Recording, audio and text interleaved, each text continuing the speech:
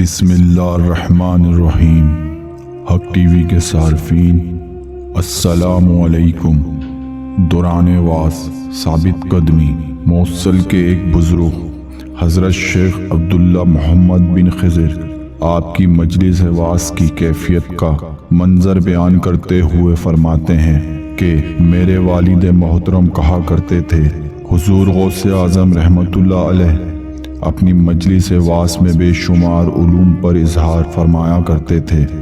آپ کے کلام کی خوبی اور آپ کے انداز بیاں کا یہ کمال ہوتا تھا کہ آپ کی عظمت اور مرتبے کو دیکھتے ہوئے آپ کی مجلس میں دوران واس نہ کوئی آپس میں گفتگو کرتا اور نہ ہی کھنکھارتا اور نہ ہی ادھر ادھر توجہ ہٹاتا، بلکہ سب حاضرین ہمیشہ تنگے گوش آپ کا واز بڑے انحکام سنتے تھے۔ آپ کی مجلس واس سے دور و نزدیک بیٹھے ہوئے لوگ یکساں طور پر محفوظ ہوتے۔ آپ کی نگاہ اہل مجلس کے دلوں پر ہوتی۔ جب آپ منبر مبارک پر کھڑے ہوتے تو حاضرین مجلس میں سے کوئی بھی بیٹھا نہ رہتا، سب لوگ کھڑے ہو جاتے۔ جب آپ حاضرین سے فرماتے کہ خاموش، تو ہر طرف خاموشی چھا جاتی اور سخاوت کا یہ عالم ہوتا کہ صرف لوگوں کی سانس کی آواز ہی سنائی دیتی۔ آپ کی مجلس واس میں انسانوں کے علاوہ جنات بھی حاضر ہوا کرتے تھے۔ بعض حاضرین مجلس جب اپنے ہاتھ فرش پر رکھتے تو ان کے ہاتھ ان لوگوں سے چھوٹے جو بظاہر نہ دکھائی دیتے تھے۔ بعض اوقات ایسا بھی ہوتا کہ آپ کے واس کے دوران فضا سے رونے کی آوازیں آیا کرتی۔ حضرت غوث اعظم رحمۃ اللہ علیہ کی نگاہ کامل کا یہ عالم تھا کہ آپ اپنے واس کے دوران بعض لوگوں سے یہ فرماتے کہ میرے پاس نہ بیٹھو، اس لیے کہ یہ مقام ولایت ہے، یہ معراج کا مقام ہے۔ اے توبہ کرنے والو، تم آگے آ جاؤ۔ اے معافی کے طلبگارو، بسم اللہ کے آگے آ جاؤ۔ اے خلوص کے چاہنے والو، بسم اللہ کے آگے آ جاؤ۔ میری مجلس واس میں ہر ہفتے، ہر ماہ، ہر سال آؤ۔ اگر یہ بھی نہیں کر سکتے تو پھر اپنی ساری عمر میں ایک بار میری مجلس میں آ جاؤ اور مجھ سے ہزاروں چیزیں لے جاؤ۔ اے ہزاروں برس سفر کرنے والو، میری مجلس میں آ کر ایک بات ہی سن لو۔ جب تم میری مجلس واس میں آ جاؤ تو اپنی زاہد و تقوی کے غرور اور ریاکاری کو اپنے دل سے نکال کر آؤ، اور جو کچھ میرے پاس ہے اسے اپنے لیے حاصل کر لو۔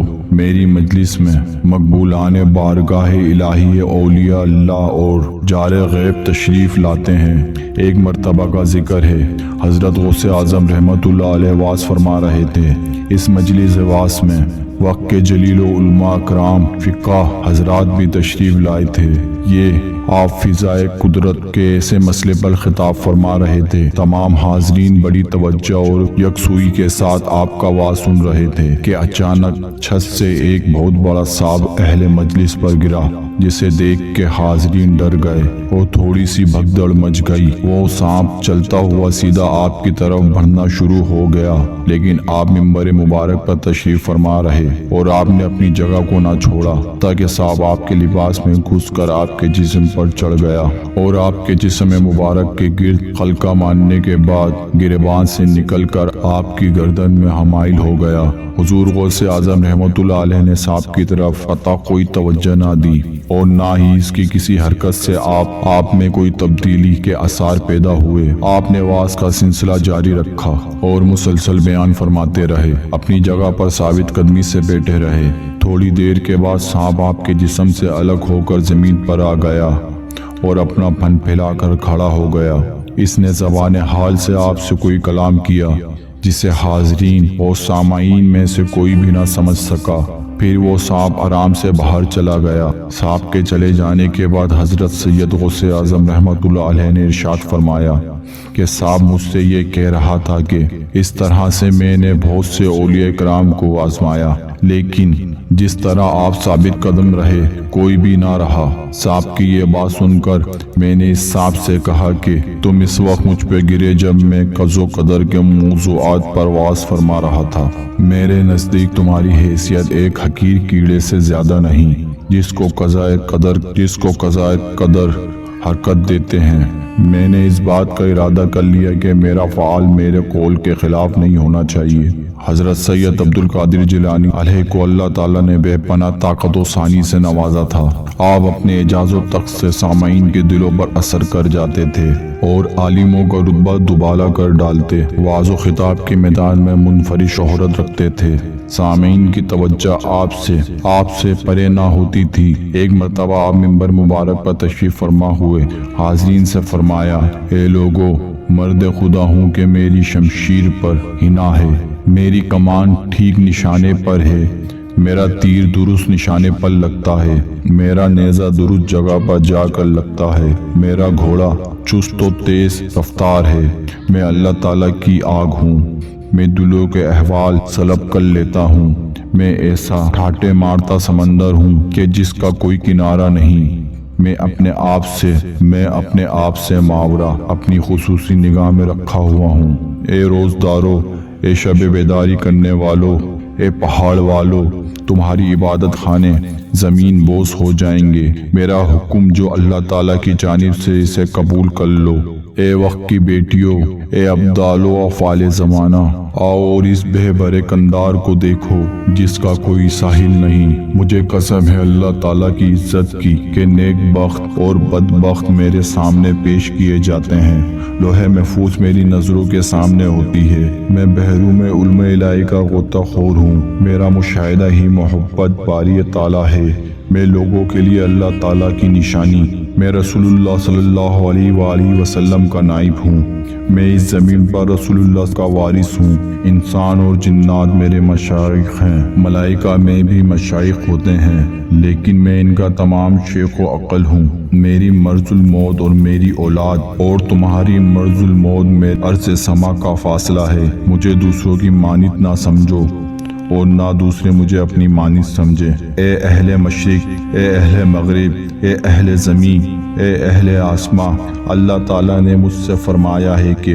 میں وہ کچھ جانتا ہوں جو تم میں سے کوئی نہیں جانتا، مجھے ہر دن میں سے 70 مرتبہ حکم دیا جاتا ہے کہ اس طرح کرو، یہ کام کرو۔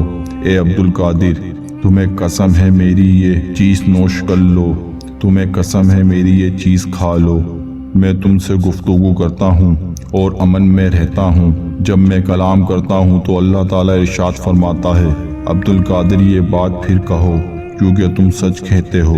اے لوگوں، میں اس وقت تک کوئی بات نہیں کہتا جب تک کہ مجھے یقین نہ دلایا جائے، اس میں کوئی شک و شبہ نہیں ہوتا، میں ان کاموں کی تقسیم و تفریق کرتا رہتا ہوں جن کے اختیار مجھے دیے جاتے ہیں، مجھے جب حکم دیا جاتا ہے تو یہ بات تمہارے حق میں مہلی کے زہر کی مانند ہوگی، تمہاری یہ حرکت ایک لمحہ میں تمہاری برباد کر دے گی، میں تمہاری دنیا و آخرت کی ایک لمحہ میں ختم کرنے کی طاقت رکھتا ہوں، تمہیں اللہ تعالیٰ اپنی ذات پاک سے ڈراتا ہے، اگر میرے منہ میں شریعت کی باک نہ ہوتی تو میں تمہیں ان اشیاء کے بارے میں بھی بتا دیتا جو تم کھاتے ہو، پیتے ہو اور اپنے گھروں میں چھپا کر رکھتے ہو، اگر مجھے شریعت مطہرہ کا لحاظ نہ ہوتا تو میں دلوں میں موجود ہر چیز کی خبر کو بیان کر دیتا، لیکن چنانچہ علم و امان و عالم میں پناہ حاصل کرتا ہے، ان کی پوشیدہ چیزوں کو عیاں نہیں کرتا، میں ہر اس بات کو جانتا ہوں